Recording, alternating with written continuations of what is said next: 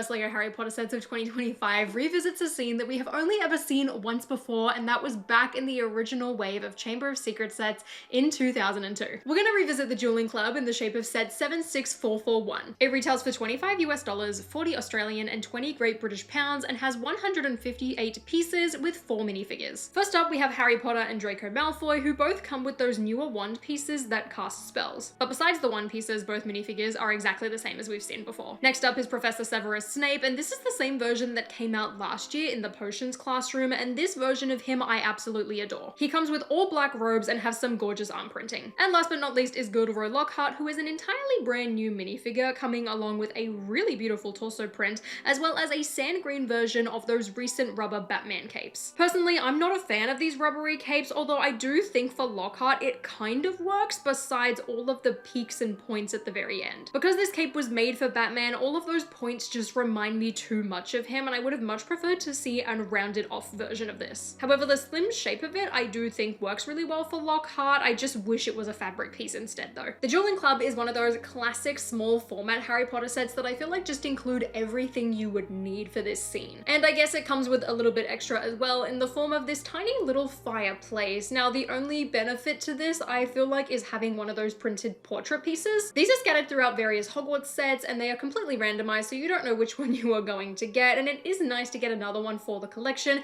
However, this fireplace build to me just screams advent calendar, and I really feel like wasn't necessary, especially since it's kind of hard to add it into the Great Hall as the box suggests. But ultimately, I don't think anyone really cares about the fireplace, as it is all about this dueling platform. A very pleasant surprise when building this set is that all of the pieces in this set are printed and there is no stickers whatsoever, which I absolutely love. Now, I think the benefit to this is that there was only technically 2 prints that needed to happen in this set, that being these larger 2x6 tiles featuring the moon face, as well as these smaller 1x8 tiles that feature the stitching on the edges. It makes for a really gorgeous and clean looking set, especially if you are in the older demographic that is going to use this as a display piece. And as lovely as a display piece as it is also a really fun playset. As inside the structure, there are a couple of techniques used in order to make it so that when you push on these staircase, you can fire the opponent backwards. Now, this entire set is a mirrored version of itself, so you can have both characters fly backwards at the same time, or you can do one or the other, or potentially as well, if you had someone that you wanted to duel, you could stand on either side and try and hit the stairs to figure out who flies back first. Then in order to rebuild the set, all you need to do is attach the small platform to the clip that is inside, and voila, your set is complete. As a little bonus too, it comes with a serpent that Draco shoots out when he casts Serpent Sortier, which is pretty cute. However, Justin Finch Fletchley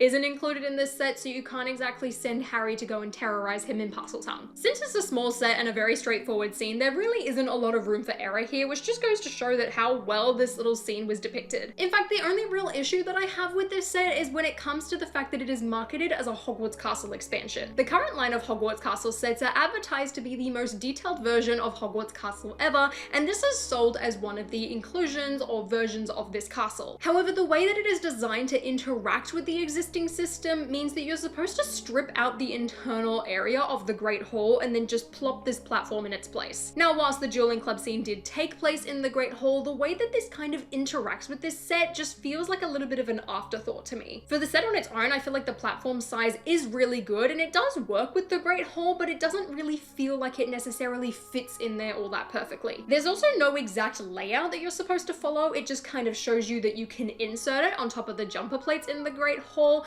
and it leaves it feeling a little bit off center. I'm certainly glad that they made it a feature, however, it doesn't necessarily interact as well as I was kind of hoping it would. But all things considered, it is still a really, really good set, although that $25 price point definitely feels like it's stretching a little bit to me. Because even though it does come with 4 minifigures, which is really, really good for this price point, 3 of them are repeats and only one of them is brand new with Lockhart, and the fact that he's got that rubber cape really takes away points for me. But if you don't have a ton of Harry Potter sets or are lacking space, I feel like this is a really great set for you. Overall, it's a solid 8.5 out of 10 for me because there are a couple little minor issues, but nothing too major. The real big thing though just comes down to that $25 price point, which I really feel like is pushing the limit of this build. But let me know what you think about the set down in the comments below, and if you enjoyed this video, please give me a thumbs up and consider subscribing to my channel, and until next time, I'll see you later.